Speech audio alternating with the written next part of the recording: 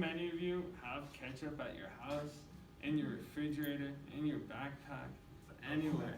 If you possess ketchup, then you follow the statistics. Because according to the National Geographic article, How is Ketchup Invented, written by Wiggins, it states that 97% of households in America report having a bottle. Damn. I have ketchup in my fridge, and I especially enjoy the sauce on French fries and grilled cheese sandwiches. Doesn't that look pretty tasty? Anyway, this is how I decided to choose my topic for the speech. I was looking in my fridge, and I was like, hey, I like ketchup. I don't know how it comes about. So I started doing research, and I researched into more research and more research. And so now I'm going to inform you guys everything you need to know about ketchup and its history. So I bet most of you consume this great sauce, but you have no idea how it came about. It's quite an interesting story that goes all around the world. I will inform you on how the modern day American ketchup came about, starting out in China, and then England, and then the United States of America. By the end of my speech, you will learn everything you need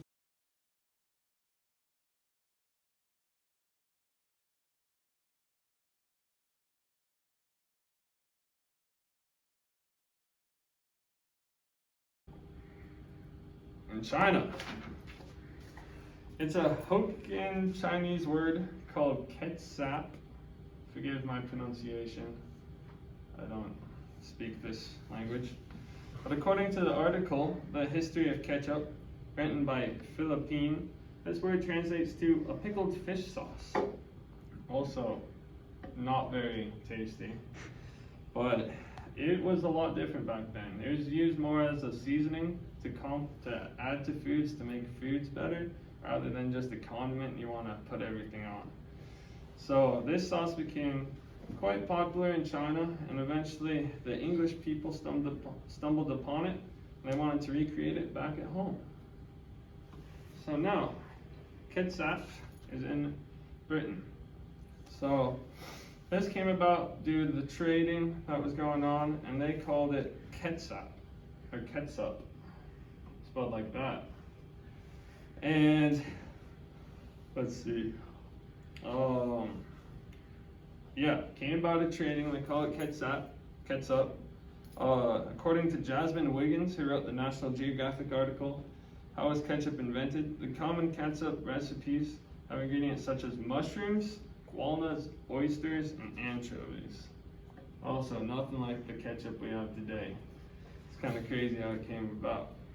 But once again, this sauce wasn't just a condiment, it was more for adding to other stuff. But it was missing the stated ingredient that we all know ketchup has today, which is tomatoes. And this all happened in America. So now, we're in America, ketchup got here due to trade once again. Americans wanted to make it their own, so they started calling it another word, ketchup. Just like that. They also started messing around with the ingredients a little bit, changing it, making it their own. They started to add the tomatoes and vinegar, which was very different. But this is common ingredients in ketchup today. According to the NPR article titled Ketchup, the all-American condiment that comes from Asia, written by Gandhi, the first known published tomato ketchup recipe appeared in 1812, written by scientist James Menz. He referred to tomatoes as love apples, which is pretty funny today, but apparently it was a common saying for tomatoes back in the day. They could hold this recipe he published could hold a shelf life of 1 year, and this became pretty popular because refrigerators still weren't invented yet, and there's limited refrigeration. So having a sauce that could last a year was pretty cool. And over time, people started recreating it and making it their own and experimenting, seeing if they can make it tastier and tastier. This all led to some people having a good recipe and making it at large quantities. However, within a year, lots of manufacturers were adding a ton of extra preservatives and other unhealthy things that weren't healthy for consumers, but it did extend the shelf life even longer, which was a plus. But this all eventually led to Dr. Harvey Washington Wiley and Henry J. Heinz to partner up and create ketchup that used zero bad chemicals or added sugars. And this is how Heinz ketchup came about.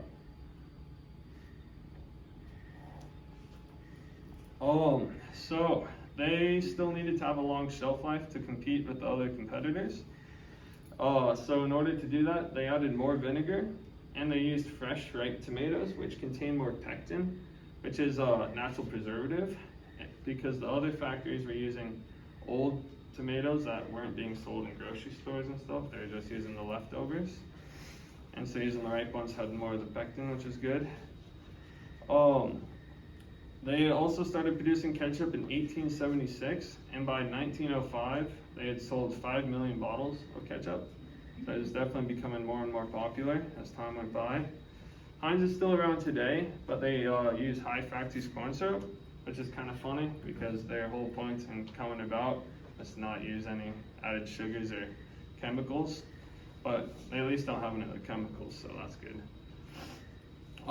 According to the author Bequie, who wrote the article How Heinz Ketchup is Made, he states that Heinz makes roughly 1.8 million bottles of ketchup a day, which is about 175,000 tons of ketchup a year, which is an absurd amount, and that's just Heinz. And to help put this in perspective, it's about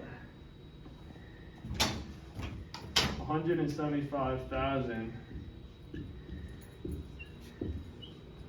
of these 1979 Volkswagen Beetles made of 100% ketchup. So imagine that thing just being fully ketchup. Pretty crazy. That means it's about 479 of these full of ketchup every day made in America. Pretty crazy. But now I hope you guys all have a good brief understanding of how ketchup came about and its history around the world. This thing will turn. No. So ketchup, it started in China, traveled to England, and then came to America. Not sure why that's not working, but it's a cool little history, brief little history. And now the next time you're enjoying one of America's most common condiments, you can reflect on the long history this beautiful sauce has had. And I'll finish us off with a joke. What do French fries do when they meet? Ketchup. They catch up. But that's the end.